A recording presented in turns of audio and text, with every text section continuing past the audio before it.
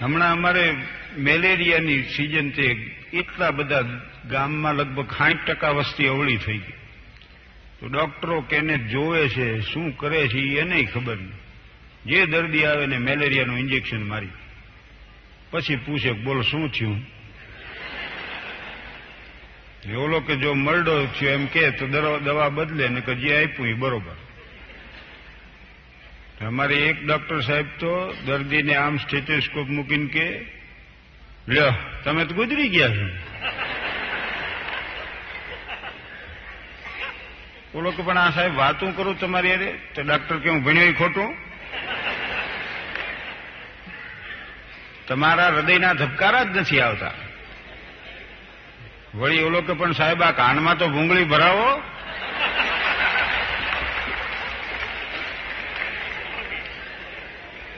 વળી આમ રાખીને કે હા હવે બરોબર, હવે બરોબર.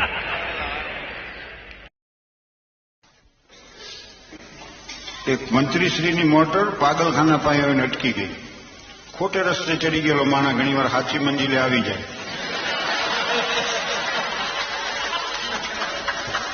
ઓલો પાગલ કે શું થયું સાહેબ? તો કે એક ટાયરમાંથી 3 બોલ્ટ નીકળી ગયા. તો પાગલ કે બાકીના 3માંથી કે કાઢીને લગાડજો. એટલે મંત્રીશ્રીએ પૂછ્યું કે મને આશ્ચર્ય તો એ વાતનું થાય છે કે તમને પાગલને આ સૂજ્યું ને મને પ્રધાન હોવા છતાં કેમ ના સૂજ્યું? ઓલો વળી કે હું પાગલ છું, કાંઈ પ્રધાન થોડો છું.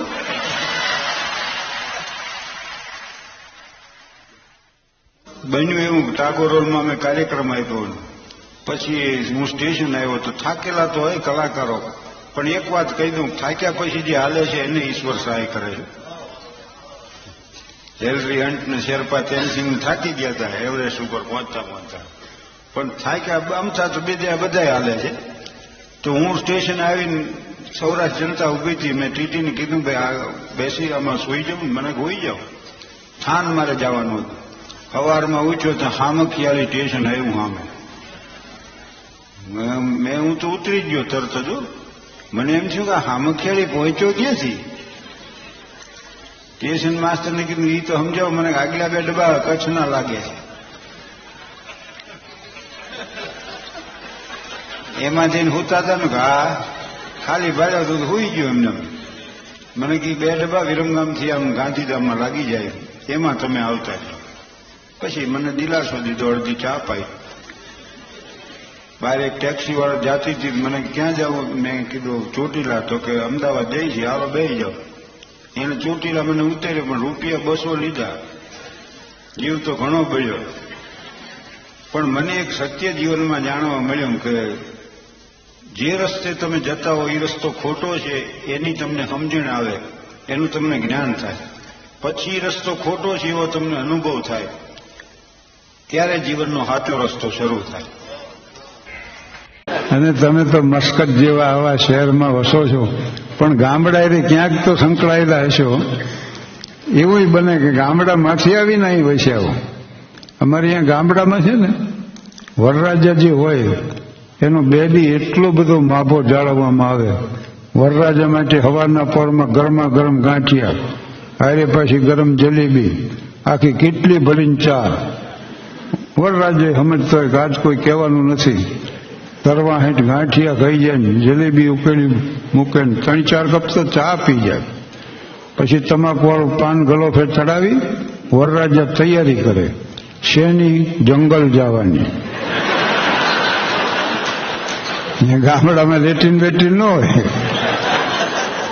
પણ વરરાજો જંગલ જાય ને તો એ કોટ પહેર્યો હોય, માથે સાફો, સાફામાં પાછી કલગી, બગલમાં તળવાર હોય, અણવર પડખે લોટો લઈને હાલે.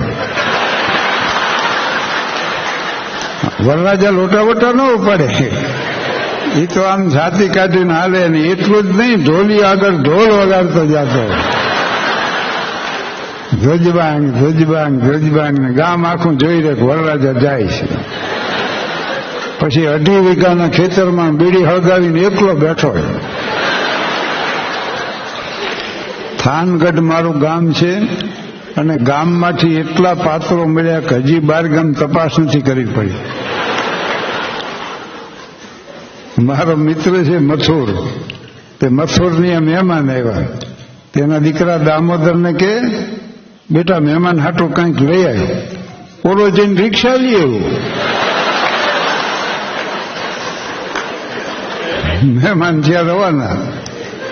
પછી દામોદરે પૂછ્યું બાપા મહેમાન શું આવ્યા? કે તારું હક પણ જોવા. પછી એ મહેમાન ગોતવા નીકળ્યો. પણ આ મઠોરને જોવા મહેમાન આવ્યા ને તે મને પૂછ્યું કે મૂર્તિયામાં કઈ લાયકાત છે? મેં કીધું ઉંમર લાયક છે. પછી મથુરના લગ્ન થયા. હમણાં મને ભેગો થયો કે મારી પત્ની છે ને રોજ સવાર પડે ને 500 રૂપિયા 200 રૂપિયા માંગે. બોલો, રોજ 200 રૂપિયા માંગે? તો હા, સવાર પડ્યું નથી, લાવો 200 રૂપિયા. મેં કીધું પણ રોજ 200 રૂપિયાનું એ કરે છે શું? મથુર મને કહું આપું તો ખબર પડે.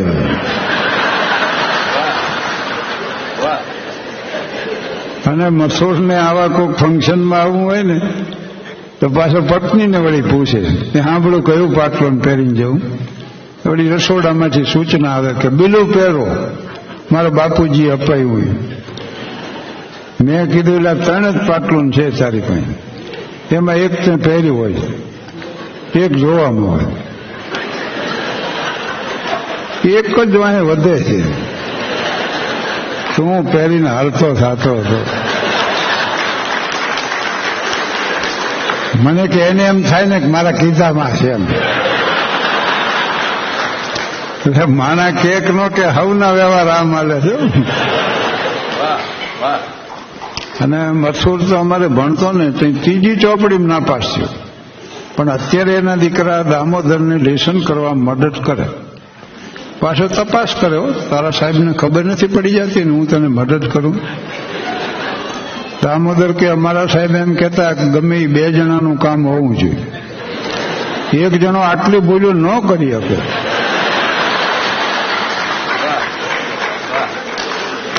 થાનમાં તળાવની પાળે અમે બેઠા હતા ને અમારો એક મિત્ર આવ્યો, વિઠ્ઠલ એનું નામ. વિઠ્ઠલ આવતા ને તો રોવા જ માંડ્યો ને, હિબકે ચડી ગયો, સાનો રે નહીં. અમે વળી 3 અડધી ઉધાર ચા મંગાવી, વિઠ્ઠલને પીવરાવી. પછી પૂછ્યું શું કામ આટલો બધો રોવો? તો મને કહું જેટલી કન્યા પસંદ કરી આવું ને મારી બા ધડ દઈ ના પાડે.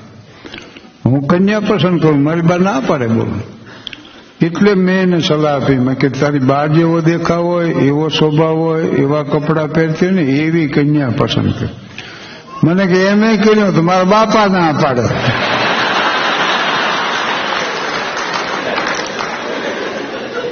આજે આ તો યુવાનોને મળો એની અરે રહ્યો તો ખબર પડે કે આની કેવી સમસ્યાઓ હોય છે. ખુદાની મને મહેરબાની ઘણી છે, ઘણાની મોહબ્બત અને લાગણી છે. ધરાધ્રુજી છે તોય ડગશે નહીં એવી મોહબ્બતની ઊંચી ઇમારત જણી છે. આ મસ્તી નથી નામના થઈ અમારી, અમે જે વાવણી કરી તે જાણી છે. ભલે લાગણીથી પેશ આવ્યા અમે લાગણી લોહી સાથે વણી છે. મને આઝાદ મિત્રો એવા મળ્યા છે જે મિત્રો નહીં પણ પારસ મણી છે.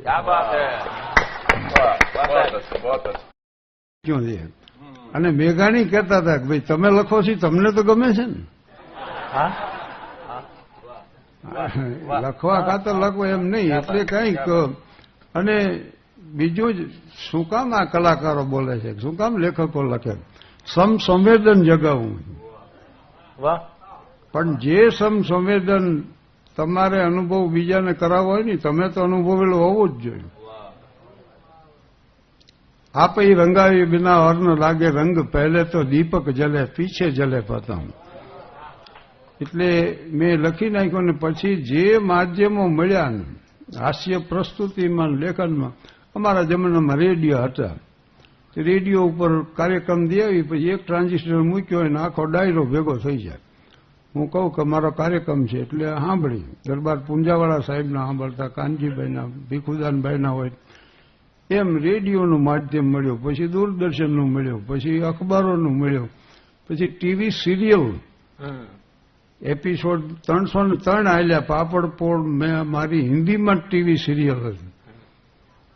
તારક મહેતા કા ઉલ્ટા ચશ્મા, એક કુંતી રજનીકુમાર પંડ્યાનું, એક આ પાપડપોળ, શહાબુદ્દીન રાઠોડ કી રંગીન દુનિયા, એ 303 એપિસોડ આવ્યા.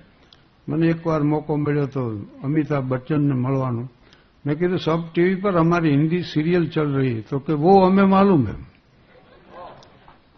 અને 11 પુસ્તકો લખ્યા, એમાં એક હિન્દીમાં ભાષાંતર થયું છે, દર્પણ જૂઠ ન બોલે. એક અત્યારે અંગ્રેજીમાં પ્રેસમાં પહોંચી ગયું, આર શેઠ તરફથી બહાર પડે છે, my vision beyond the horizon. ચિંતનભાઈ મને કે આનું શીર્ષક શું રાખ્યું? મેં સાહજિક રીતે કીધું my vision beyond the Horizon. અંગ્રેજીમાં બહાર પડી, હું કોઈ દી મેં સ્વપ્ન વિચાર્યું નહોતું, તો એને ગમી ગયું એટલે રાખેલું. તો આમ પછી ટીવી સિરિયલે આવી, પછી ફિલ્મ આવી. મારી નહીં, શાહબુદ્દીન રાઠોડનો હાસ્ય વરઘોડો છે, એ મારી સ્ક્રિપ્ટ ઉપરથી લખાયેલી ફિલ્મ છે. ફર્નિચરના વરઘોડાની જ વાત છે એમાં. પણ આ રિલીઝ થઈ 17 જૂને રિલીઝ થઈ છે ને હજી આ થિયેટર મળે અહીંયા હાલે છે. ગામડામાં શૂટિંગ કર્યું છે, મેં ભાગ લીધો. એમાં સંન્યાસીનો પાત્ર છે મારું, સાધુનું. આપણે સમજી કે 80 વર્ષે હીરો થવા ન જવાય.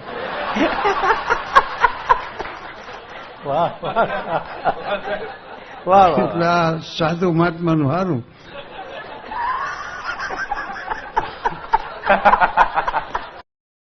એટલે ફિલ્મ પછી આ ટીવીનું માધ્યમ, અને આ માધ્યમો મોટા છે ભાઈ, ફિલ્મને ક્યાં ને ક્યાં પહોંચાડી દે છે. અને હજી એક કોમેડી સિરિયલ લખવાનો મને આમંત્રણ છે, એક કોમેડી ફિલ્મ માટેનું આમંત્રણ. એટલે હવે આ સ્વપ્ન પૂરું થાય એવો પ્રયાસ કરવાનો છે. અને આ રીતે લેખન પ્રવૃત્તિ શરૂ થઈને અહીં સુધી પહોંચ્યા છે. ગાંધીજીની વાત સ્વીકારી. ગાંધીજીએ હાસ્ય માટે એમ લખ્યું છે કે મારામાં હાસ્યવૃત્તિ ન હોત ને તો મેં આત્મહત્યા કરી હોત. અને બીજી બાબત એ કે ગંભીરતા વગરનું હાસ્ય અને હાસ્ય વગરની ગંભીરતા બે વ્યર્થ છે. એટલે અમારા હાસ્યમાં ગંભીરતા આવે અને ગંભીરતામાં હાસ્ય આવે. તાપી નદીમાં પૂર આવ્યું ને, તબલાની જોડ તણાતી જાતી,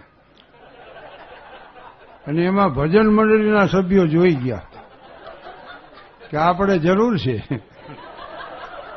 અને આ જોડ એમને એમ જાય છે.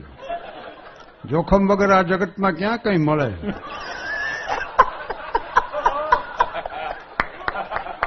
પૂરમાં ખાઈ ગયા બોલો.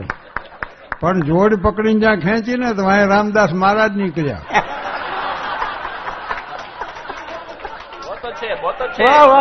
કેડે બાંધેલા. સંતના હામૈયામાં જાય ને, હાલતા હાલતા વગાડે, નંદલાલ નહીં રે આવું ને ઘરે કામ છે. આ ઘરે નો આવ્યા ને તાપીમાં ઉપડ્યા. પછી તો જોવાની આવે, દવાખાનામાં દાખલ કર્યા. પણ ભાનમાં આવ્યા ત્યારે પહેલું વાક્ય એ બોલ્યા કે એકાદી કલાનો સંગ હોય તો તરી જવાય.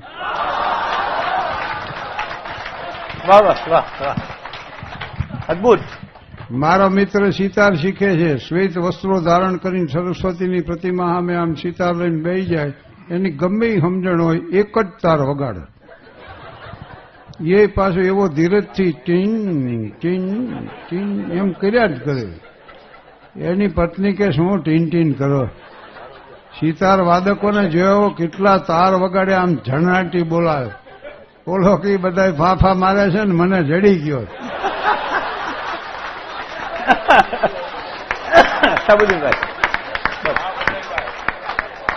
પણ જીવતરના તાર જેને જડી જાય છે ને એને તો પછી તનકે તંબુરે મેં સાંસો કે તાર બોલે.